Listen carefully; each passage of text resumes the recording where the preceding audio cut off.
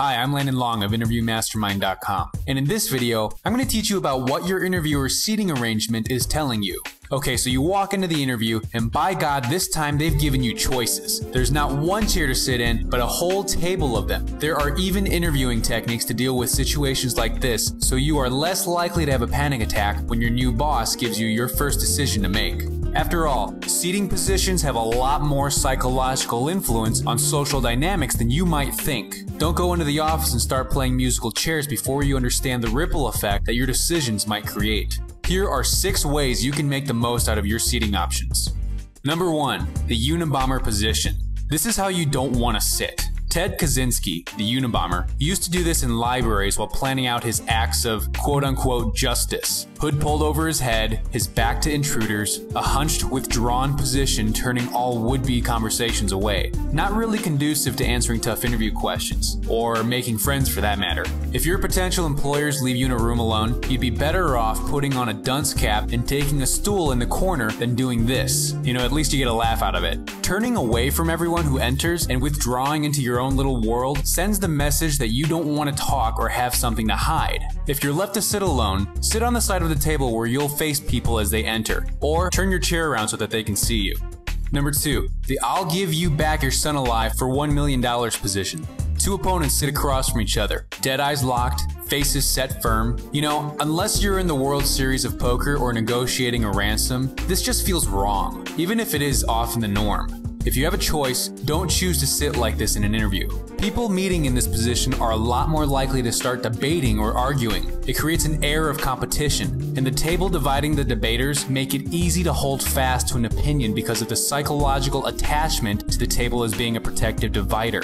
You might find yourself raising an uproar over company protocol before you even get to fill out your W-2. This type of head-to-head positioning is confrontational and imitates animals in the wild squaring off for a brutal bout of headbutting. Try to say that 3 times fast. It's in our nature to get aggressive in these types of situations. Think about how dogs flip out if you stare at them for too long. Save the negotiation position for when someone actually steals your firstborn. We can understand your frustration though, because some power-hungry subordinates get their jollies from creating this kind of atmosphere. In one experiment, 76% of senior managers were shown to prefer a desk between them and someone lower in status. They get off on their power, those sick bastards. Who knows though, maybe they just like it for protection from disgruntled employees. Us staff workers notice all this power mongering too. The studies went on to show that when the desk is taken away, we view the manager as a pretty cool dude who's open to new ideas. This is simply the best position for getting on their level.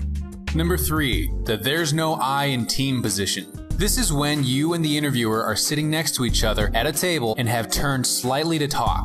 We're in this together, man. Putting your arm over the manager's shoulder and repeatedly referring to him as Tiger is probably a little bit overkill, but this position is great for rapport. It's up close and personal, and you'll often find your gestures mirroring each other because psychological cooperation is so intense. Studies show that in business situations, 71% of people think someone who is sitting next to them is engaged and participating. Aw, isn't that cute? Your new best friend. When 2 people are seated in a there's no I in team position, the one on the left side will be the less cooperative of the 2. Just in case you're still having trouble with your lefts and your rights, that means you should try to get the manager on your right. However, this can be dangerous too. If the level of comfort you're shooting for just isn't there, you might make things a little awkward by sliding up a seat and getting personal. If the big boss is particularly old school and thinks you're getting fresh, you might have a fist fight on your hands.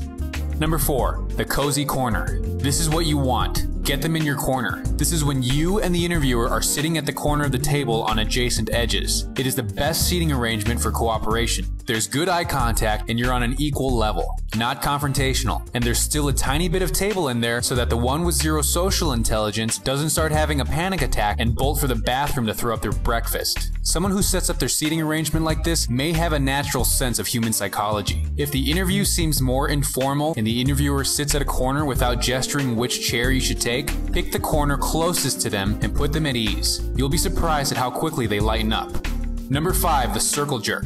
Alright, get your mind out of the gutter, I'm not talking about that kind of circle jerk. Sometimes you'll get interviewed in a round table, and on round tables, the person directly across the table is often seen as the opposition. So if one individual in a group of interviewers seems to be glaring at you, they probably just hate you because of where you're sitting. Either that, or they're wondering why you're staring at them instead of paying attention. There may even be good reason for them to feel that way, because when people are put in a negotiation style arrangement like this, whether facing a group or an individual, they have been shown to use shorter, more abrupt answers to typical interview questions and don't really remember much of what is said. You can minimize these subconscious assumptions by making occasional eye contact with the interviewer directly across from you. Make sure you nod your head and smile also. This confirms that you are friendly and engaged.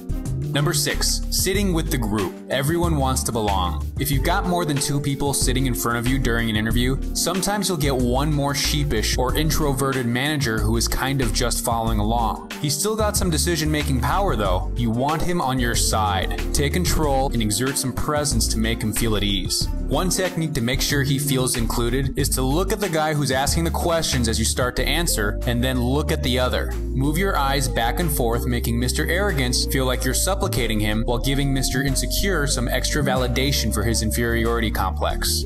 As you finish talking, no more than 30 seconds at a time please, you should be looking at the talkative manager again. This is an amazing psychological technique that can prevent that silent manager from gunning for you when it comes time to make decisions. He may not be used to having someone include him like that. Yeah, he's a needy little bastard, but you need a job, so play along. So if you're having problems with getting interviewed or getting hired in today's recession, then go to www.interviewmastermind.com/free course and sign up to get my special 4-part mini course on how to get your resume to stand out in a slow economy. If you sign up, I'm also going to throw in 4 free issues of my Advanced Interview Secrets newsletter, and the first one will get sent to your email right away. So don't delay and go visit interviewmastermind.com/free course and stay tuned for the next episode of Job Interview Tips That Work. Again, this is Landon Long of InterviewMastermind.com, and thank you for watching.